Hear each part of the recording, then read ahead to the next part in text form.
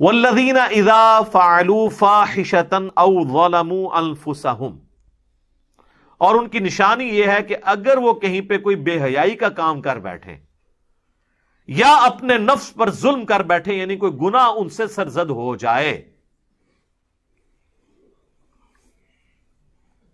ذکروا اللہ فاستغفروا لذنوبہم، تو وہ فوراً اللہ کے ذکر میں مشغول ہو جاتے ہیں اور اللہ سے معافی کے طلبگار ہوتے ہیں۔ جب کبھی غلطی ہو، کبھی گناہ ہو جائے، فوراً اللہ کی طرف رجوع لاتے ہیں۔ وہ سورہ ہود کے اینڈ پہ بھی جا کے آئے گا نا کہ گناہ جب انسان سے ہو جاتا ہے تو اس کے بعد جب انسان نیکیاں کرتا ہے تو وہ گناہوں کو مٹا دیتی ہے۔ تو اللہ کے نیک بندوں کی نشانی یہاں پہ آئی کہ اگر ان سے بتقاضۂ بشریت کوئی گناہ سرزد ہو جائے تو وہ اللہ کی طرف رجوع لاتے ہیں، نہ صرف اللہ کی طرف رجوع لاتے ہیں بلکہ اللہ سے معافی کے طلبگار بھی ہوتے ہیں، اللہ کا ذکر بھی کرتے ہیں۔ ذکر کرنے کی برکت سے چونکہ ذکر نیکی ہے، اس کی وجہ سے ان کا وہ گناہ دھلتا ہے اور پھر اللہ سے معافی بھی مانگتے ہیں۔ تو یہاں معافی کا طریقہ بھی بتایا گیا کہ صرف استغفر اللہ پڑھنے سے معافی نہیں ہوگی، بلکہ اللہ کی طرف رجوع لانے کے ساتھ اللہ کا ذکر بھی کریں گے، اور پھر توبہ بھی ایسی ہونی چاہیے کہ آگے کو نصیحت بنے۔ یہ نہیں ہے کہ اگلے گناہ کی امید کے اوپر توبہ کر لیجئے کہ ابھی توبہ کر لے تو پھر میں گناہ کروں گا، ایسا نہیں۔ وَمَن يَغْفِرُ الذُّنُوبَ إِلَّا اللَّهُ، اور کون بخشے گا اللہ کے سوا گناہوں کو؟ ظاہر ہے اللہ ہی کی طرف رجوع لانا ہے۔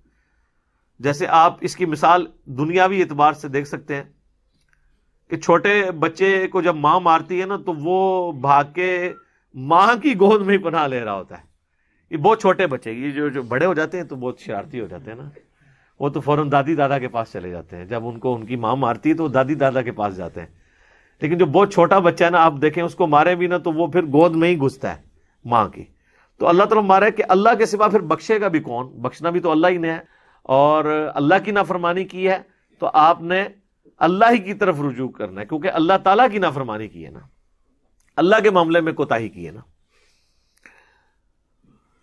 وَلَمْ يُصِرُّوا عَلَىٰ مَا فَعَلُوا، اور وہ اپنے کیے ہوئے جرم کے اوپر اصرار نہیں کرتے، یعنی اپنے گناہ کی جسٹیفیکیشن نہیں دیتے۔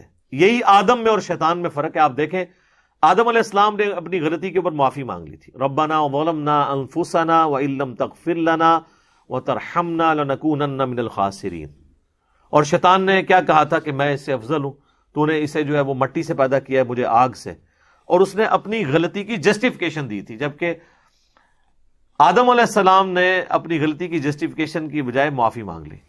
تو آدمی وہ ہوگا جس کی نسبت آدم کے ساتھ ہوگی،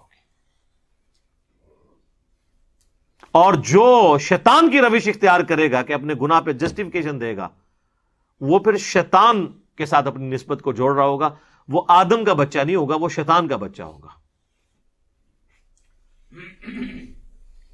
وَهُمْ يَعْلَمُونَ، اور وہ جانتے ہیں، اس حال میں کہ وہ جانتے ہیں اس بات کو کہ اللہ ہی نے معاف کرنا ہے، وہ گناہ کرنے کے بعد اس کے اوپر اصرار نہیں کرتے۔